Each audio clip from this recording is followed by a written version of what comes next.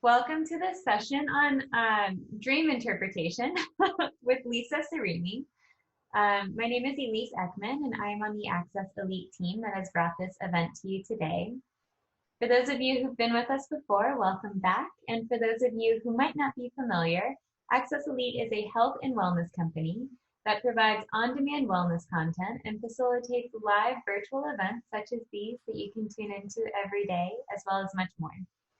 We are so glad that we can facilitate this event and bring a little bit of positivity and connection to your day. So I just want to take a moment and thank each of you for being here. And with that, I am thrilled to introduce our guest today. We have Lisa Serimi, who is a marriage and family therapist, yoga therapist, and transformation coach. Lisa? Thank you so much, Elise.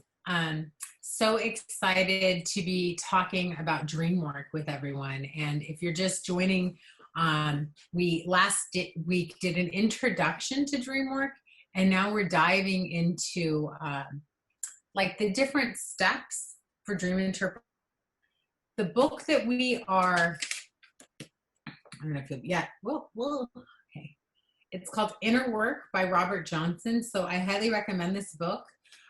If you're interested in your own dream interpretation and want a nice tool, and this is also what we're following as we do these presentations. So he says, once we become sensitive to dreams, we discover that every dynamic in a dream is manifesting itself in some way in our practical lives.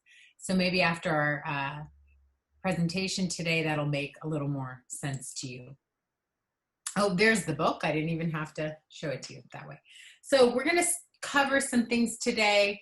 Actually, a lot of really great content on, a dream journal, making associations, how images and symbols work with dreams, archetypal amplification. What does that mean in relationship to dreams? Personal association, colloquialisms, metaphor, and then the it clicks method. And this is all really about taking that first step for dream interpretation. So the very first thing I recommend is having some sort of a dream journal, whatever that looks like for you. This allows us a place to kind of record. As I mentioned last time, I think also, really, we have about 6 to 10 seconds from the time when we wake up to have the best memories of a dream. And as we get into a little more of how we begin this dive into dream interpretation, we'll see that remembering the different images that come through in our dreams can be really powerful and informative. So we want to begin to keep track of those images, keep track of narratives, patterns, emotions that start to reveal themselves in our dreams. We want to wake up and document this, and we want to write it down in the present tense. So if something is happening in your dream, you want to state it as though it's happening right then and there. That's just another way that's going to help us be better at being able to recall the dream itself.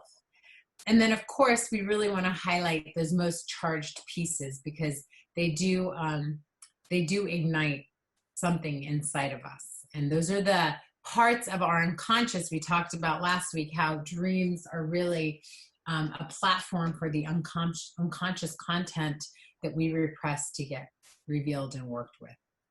So you might right now, even as we're moving through this content today, think about if there is a dream that you want to work with. Maybe it's a dream, a recurring dream you've had in your life. Maybe it's the dream you had last night. The other thing is, not everybody, I know people that their dreams are so complex and they remember everything. And then I know other people that can't remember their dreams, right? So if you're listening to this and you're one of those people that's like, man, I really want to work with my dreams, I just can't remember my dreams. Then what you want to do is you want to start to do a ritualizing, asking the unconscious to help you remember your dreams. Maybe placing something like a little token underneath your pillow before you go to bed. Saying a prayer, or like I said, a request to the unconscious to start to cultivate and call forward remembering your dreams. being prepared with a journal or your phone or something. So right away, you can capture the content of your dream. And then over time, through our dream journals and the remembering of our dreams, really starting to identify the patterns. So we're going to get into symbols and we're going to get into images. And what we're going to find is that sometimes we'll have all kinds of crazy images and symbolism show up in the dream. But there's a pattern. And that pattern sometimes is really similar to what we're experiencing in our waking life. So how do we start this dismantling or this interpretation of dreams? First, we want to work with really making associations. And so I was working with a client who had a dream. She had a dream about, it was actually a snippet of the dream. She didn't remember the whole dream, but there was a snippet where she was in her room, and her room is at her mother's house. And there were these rats. They were really big and vivid, and the vents were really big in her dream. And they were just trying to like get her through these vents. And she had told her mom, her mom had told her, if you throw a rock at the wall, be careful because it's going to awaken the rats. So anyway, long story short, we worked with this dream and we had her do some association. And so the images that felt really like strong to her were the rats themselves, the fact that it was in her mother's home, the location that we're at sometimes in our dream can be be very symbolic of a lot of different things. And the fact that these rats were in the walls of her mother's house, not, outside of the walls. There was something significant about that. So as I mentioned earlier, if you're working with maybe the dream you had last night or pattern dreams or repetitive, right? Sometimes we have those repetitive dreams. We can work with the images. And as we begin the word association, we're able to kind of see the messages that are deeper. So what I want you to really take in today is like the importance of working with association when it comes to dream interpretation, and also how you might do a lot of work exploring different types of associations, but it doesn't always mean that every association is going to end up into your interpretation, but it's a part of your process. So it can be challenging. It takes some things to do dream work, which we'll talk about. But I just want to encourage you to stay committed to the original image, right? Because easily, like for example, if we were looking at the rat word association, easily, for example, we could go from rats to jealousy, and then jealousy, could go into like a different relationship that wasn't showing up in the dream, right? So we want to try to keep the associations still associated with the original image, and the feelings that each one of these images might evoke. So this is one way to do it, with the circles, just doing the bubbles and allowing those bubbles to give you space to just continue to kind of uncover all the different associations, and they're personal. So the other thing, if you're doing dream work through the lens of the way that we're going to be doing it in this series, everything is really a representation of our own inner personalities. So although you might be able to go online and start to Google certain images and see what the different symbols are out there, first, before you go do that, start with what's just resonating in your own heart and what's there in yourself, because then you're coming from your raw unconscious content rather than it be something else being projected onto those images. So we're still kind of under the umbrella of associations for the whole webinar today. But I want to bring in some concepts like the images and the symbols. So images are really the language of our psyche. An image says more than 1,000 words, right? We can look at an image and we can learn so much about what's trying to be communicated through the symbolism.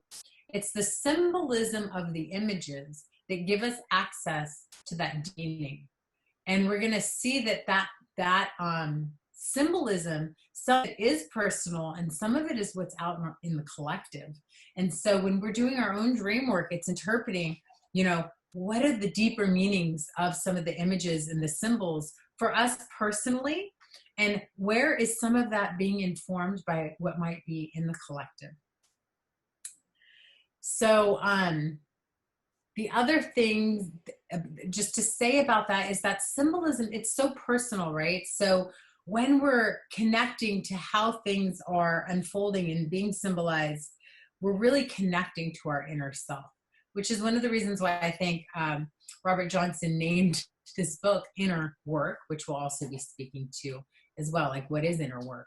Inner work to me, and a lot of people that work in depth psychology, is really about being able to use images that appear in our lives and then uncover the symbolism of those images and what is trying to be communicated, right? So you can look at some of the images that are here, and one of the things that we could probably all agree on if we're able to remember our dreams is how awkwardly unrealistic they can be, or how they might not make sense. For example, the image of in his business suit with an umbrella on a couch in the ocean, right? There's all of this kind of like chaos and stuff that doesn't make sense. So working with the images and working with symbolism, we're able to bring a little more of a narrative that personalizes what's happening in our inner worlds and that's being wanting to be revealed through our dreams. So that brings us into a couple other ways when we're doing associations that we can work with association. One is archetypal amplification. So what is an archetype? Let's start there for those of you that's more of a new concept. An archetype is really just a universal behavioral pattern that exists. And a lot of times imagery is used to demonstrate it. Each archetype, however, will express itself within its own characteristic of symbolism. So thinking about, we all have the archetype of the critic. Maybe some of us are closer to the critic than others. Maybe some of us aren't even aware of that. And what I mean when I say the critic is that aspect, that inner voice that is always giving us a hard time, that is putting us down, that is always telling us everything that we are doing wrong, or someone else, or a situation, right? So that archetype is not just not generous to us personally, but also the harder we are on us, chances are the harder we are on those around us. And that archetypal pattern of the critic is what's kind of ruling that. Now, they express themselves with their own symbolism. So for each one of us, if we were going to do work with the critic, which I do with a lot of our clients, my clients don't have the same critic, right? When we start to do that work, it's very unique and very personal to them and their experiences. So when we're working with the associations, we really want to also allow that space for archetypes to arise, and then to really discern where is it an individual like connection, or where is it something that's maybe more in the collective that's been given to us just as archetypal information. And how we can work with the archetypes also for that association is something called archetypal amplification. Don't worry about all these big words if they're feeling big to you. I mean, all that really is let us use myth, fairy tale, and ancient religious traditions to inform us. Those are where the stories are. The archetypes are found in the stories that live in the collective. So we can use the fairy tales that Disney talks about, and those all of the stories that we've grown up with. Some of those might have to do with our individual cultures. Some of them just have to, they're all individual actually on our experiences, or something that we've found interest in to do research on and get more information on. So when it appears, it says, and what I'm talking about when I say it is the archetypal pattern, it says that there's something going on between the ego and that archetype, and something is trying to evolve. So being able to like expand our awareness to the movement of these energies within us and through dream really, it really gives us another dimension for our evolution as human beings. The other way that dreams work is they pick up on colloquialisms and metaphors, right? So it's not always literal. So although, back to the client I had that had the rats in the walls dream, she did mention that her mom had found mice in the house and that they had had Terminex come out recently and so forth and so on. That's actually where she started. She thought maybe that because of those unfolding of events, that's why she was having dreams of these rats. Yet it's through colloquialisms and metaphors that we're able to discern those deeper elements of what's really going on.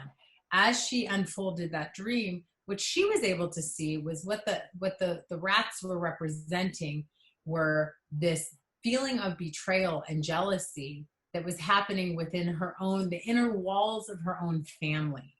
And the rats also represented survival, and she was feeling very challenged around her own ability to survive and just do those basic things. So as you can see, being able to connect to those images in these different ways and create those associations can really expand. And we're going to get into, well, how do we know what it really means in the end?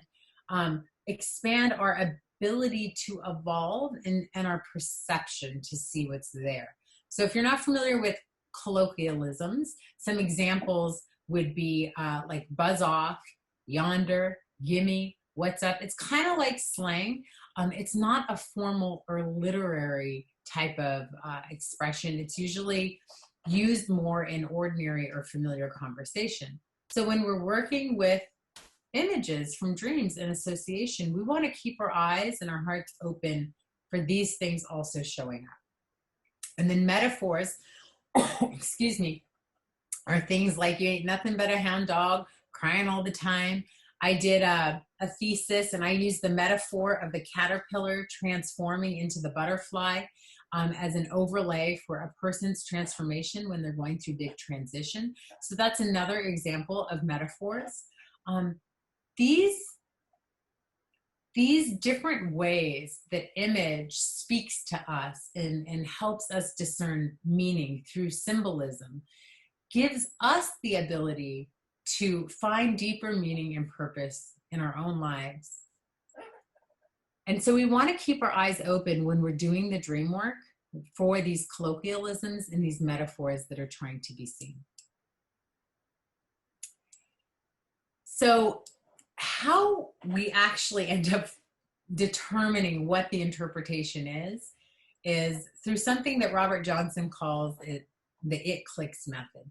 Really what it is, it's where do you feel the chemistry, the charge? Where does something feel charged? Like you'll be able to really feel it, like, oh yeah, that makes sense.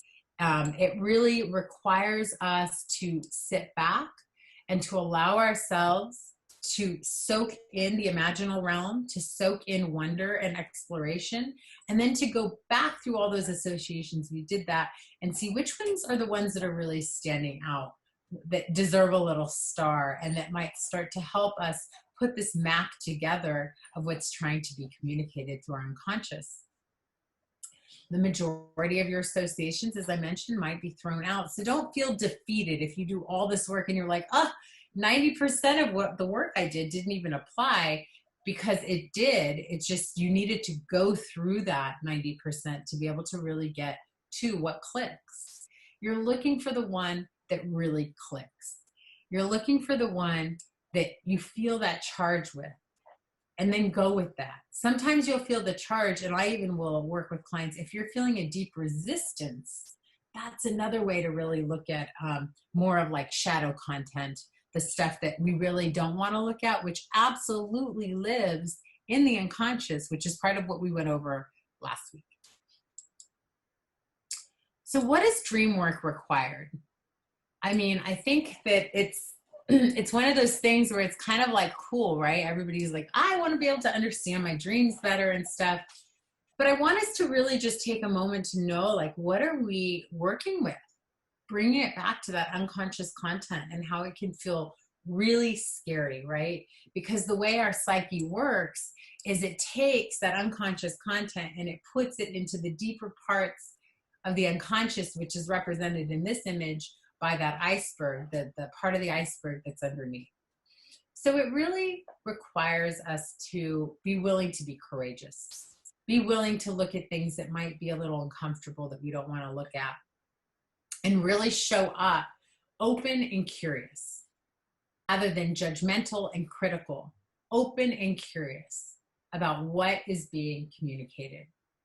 It requires us to slow down and to be patient. I have a client that each one of her dreams are so rich and full, it almost feels like we could take a month to process each dream with the amount of images and symbolism that shows up. So, we really have to be patient, especially in her case, and we have to, in her case, almost take a step back and really look at those patterns more and see if we can then come back to the symbols and the images to find that interpretation. We have to approach with care and willingness, like really be respectful to your unconscious and to yourself when you're doing dream work. It's really sacred. That information that's being revealed through the unconscious, it's very personal, it's very sacred, and it's very potently informative. So when you do this work, really show up with that level of respect, that level of care and willingness to do this work. And, in a supportive environment. So making sure that you have what you need, you have a person maybe that you're working with for dream interpretation, or you have an environment that is going to support you to do some of that shadow work, to look at things that maybe, got pushed in that unconscious that didn't want to be looked at for a reason. So I really want to encourage you all to maybe, be in action while we do this series. And I know there's going to be a little space between this session and our next session to give you some time so that you can really work with images. I'd love to encourage each one of you to maybe pick somewhere between 3 to 5 or 7 images. I wouldn't go more than that. And start to do some association work. Maybe get that journal. Maybe just start to, first you want to write the dream in your first person, and then pick out the images that you feel that charge with and begin to do that association work and let yourself just kind of push through all of that.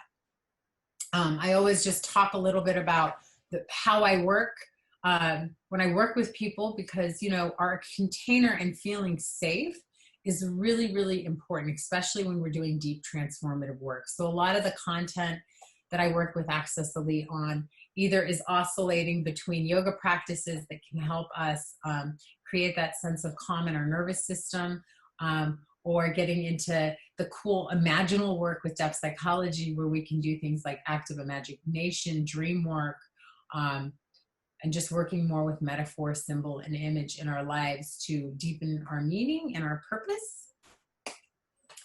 And I will, leave it open now. If anybody has any questions, I can't believe I was able to get it all out in 25 minutes. I was worried about that today. Lisa, thank you so much. Yeah, my pleasure. Such an interesting topic. Well, thank you to everybody for joining us today. As Lisa mentioned, we would love to open up for a Q&A. So if you do have a question, please feel free. You can go ahead and unmute yourself now and ask directly. You're also welcome to type into the chat or to private chat me if you would prefer, and I could ask on your behalf. But I can get us started off. I would love to know if someone has a recurring dream, or maybe a recurring theme, or something that continues to pop up in their dreams, and they do the work, they get to the bottom of it and kind of figure out the meaning and how it relates to their life. what happens to the dream? Does it still keep happening? Does it go away? Does it vary? So I always think about I'm always working with people on how do we actually digest that content that's in our unconscious? Because really it needs to be integrated rather than repressed.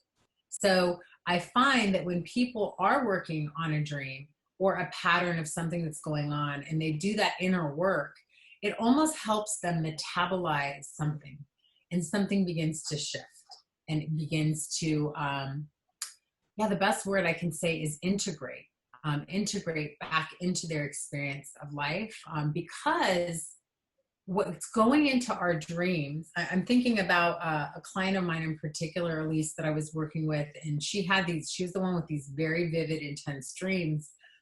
And there was a lot of like gory stuff. It wasn't pretty images, it was like her being afraid and her being chased, and then somebody trying to kill her. And then in another instance, it was her killing off, other people. And so that could sound really disturbing on the surface level. But what's really powerful is as we started to really do that deeper work, and I love Robert Johnson's approach, because what he really, and Jung really says is, look, everything that's showing up in our dreams is an aspect of our inner personality, right? So as she was doing this killing or being killed, there was this transformation she was going through in her own life. And each one of those images that were showing up, that were playing in that war, were representing different aspects of herself. And she was like in that deep integration process, Elise. So it was really just representing things that were falling away, parts and pieces of her that were falling away. And sometimes like the resistance on letting those things die off, the struggle that can come with around that. So interesting. I love it. So what do you think then we can begin to do to work through the resistance? Like I wonder about, maybe there's something occurring in your dream that you can't quite figure out how it connects. And maybe it's something that you've like buried away in your subconscious, or you don't want to remember from like early childhood, for example. How do you begin to, I know, sorry, this is probably a long answer too. Well, I think there's a lot of things like trauma, right? If we have trauma, that could show up in our dreams. Like there's a lot of like really uncomfortable things that can show up. And so what I like about depth psychology is that it brings in play. So we can do things like, one of my favorite things to do with people is active imagination.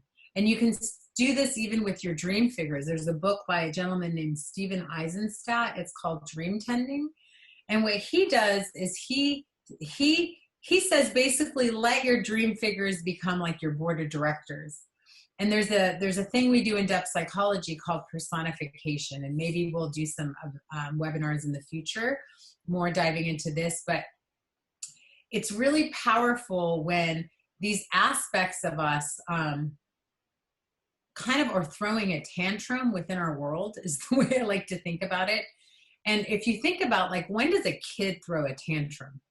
When they want attention, right? When they want to be seen, when they want to be heard, when they want to be expressed and acknowledged. So I think about our dreams in the same way. And I think about those images and those figures that show up in our dreams. And one of the things I love to do in depth psychology is personification and dialoguing with these images. And it's amazing once they get seen and heard, how they'll just kind of like calm down or dissipate. I mean, some of those things, Elise, and you're right, this is a long answer. They don't just go away because they're a part of our inner personalities. So I have a client right now that her 12-year-old spoiled bratty princess, is what she calls it, just runs havoc in her life and shows up, and it just happens so unconsciously, and it's literally destroyed tons of relationships in her life. And so she through some of these practices, we're helping empower her to reparent this 12-year-old that's within her, so that she can just function in a more responsive way and not what happens is projection. What happens is she'll project onto others her upset. And there's no control when it's happening, right? But when we're able to use these types of practices, we're able to actually get control back. It's so much. I could be here for like hours. I know, and I feel like I could ask a million questions. So I'm glad that this is a series of classes that we're doing with you, and that we. So that's a good thing too. Sorry, Elise. When you're working with your dream images, notice if there's characteristics. We're made of multiple parts. We're not one part, and we become fragmented because one part takes over. You know. So when you're working with your dream images, also maybe adding in that layer of like, oh, wow, what part of me is this? And does this part of me rule my life? Where does this part of me show up? Is it a 12-year-old spoiled bratty princess, or an angry 5-year-old boy, you know, or. Awesome. Thank you so much, Lisa. Yeah, you got it. So we got 2 weeks, right? Yes. Do some of this work. What did you say? I'm sorry, you cut out. 2 weeks to start doing some of this work and exploring, and then we'll come back and we'll get into step 2, which is being able to create a little more of a personal interpretation. Absolutely. And we are so looking forward to that. So thank you so much for leading us in this session. And thank you everybody for joining us today. We hope you all loved it as well. As Lisa mentioned, we do have another session coming up on Tuesday, September 15th.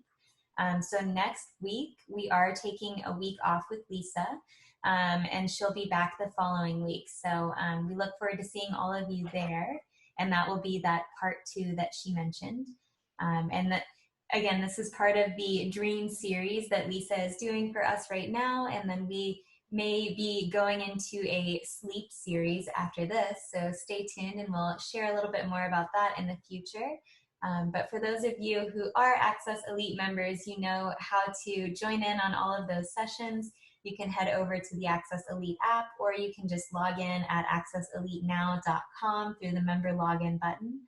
And if you have any questions at all along the way, please feel free to shoot me an email to elise@accesselitenow.com, and I'll be happy to help. I should also mention that Lisa is available for private appointments through the Access Elite app to any of our members. So if you are interested in furthering this conversation, learning a little bit more, doing some private consultations with her, you can schedule an appointment with her through there. Well, awesome. Thank you so much. Thank you. Bring your stuff so we can all learn together in a couple weeks. Sounds great. Well, we will see you there. Have a great rest of your day, everybody. Thank you all. Thank you. Bye. Bye.